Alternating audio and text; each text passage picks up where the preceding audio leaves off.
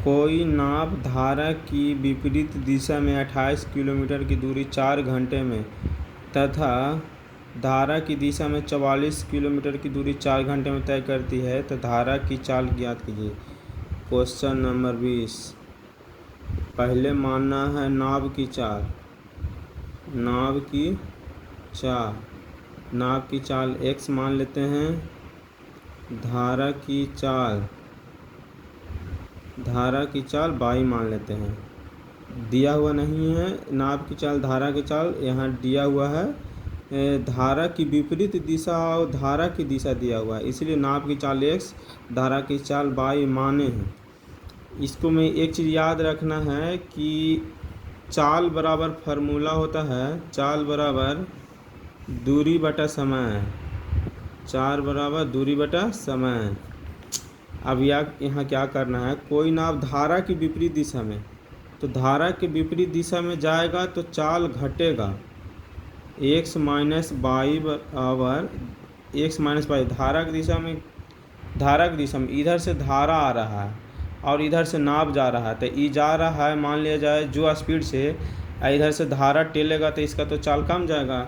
इसलिए यहाँ पे धारा की विपरीत दिशा जब भी कहेगा कि धारा की विपरीत दिशा में जाती है तो ए माइनस होगा, और धारा की दिशा में जाएगा, मान लिया जाए धारा इधर दिशा में बह रहा है और नाव भी इधर दिशा में बह रहा है, तो नाव का चाल तो बढ़ा देगा ना, यानी प्लस कर देगा।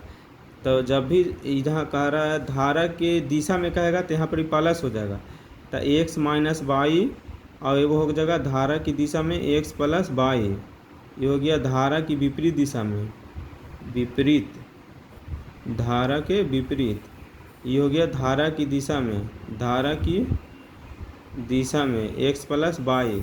धारा की दिशा में जुटेगा, धारा के विपरीत दिशा में घटेगा।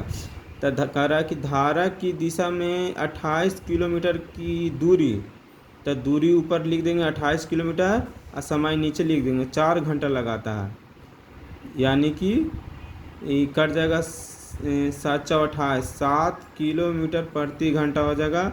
धारा की विपरीत दिशा में 40 का, धारा की विपरीत दिशा में 7 किलोमीटर आ जाएगा, और धारा की दिशा में तो 44 किलोमीटर 4 घंटा। तो ऊपर कर देंगे दूरी बटा समय, उससे चाल निकल जाएगा 44/4, यानी कि कट जाएगा, आ जाएगा 11 किलोमीटर प्रति घंटा।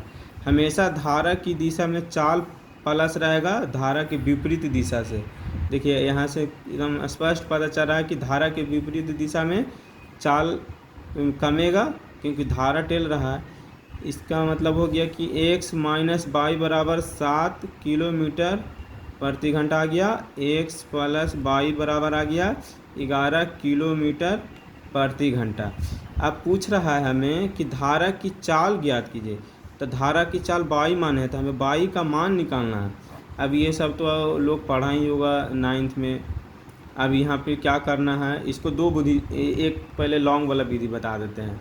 ये हो गया प्लस प्लस प्लस, तो यहाँ पे ये दोनों कट जाएगा, ये दोनों ऐड हो जाएगा, ये भी प्लस प्लस प्लस, यानी कि 2x बराबर 18।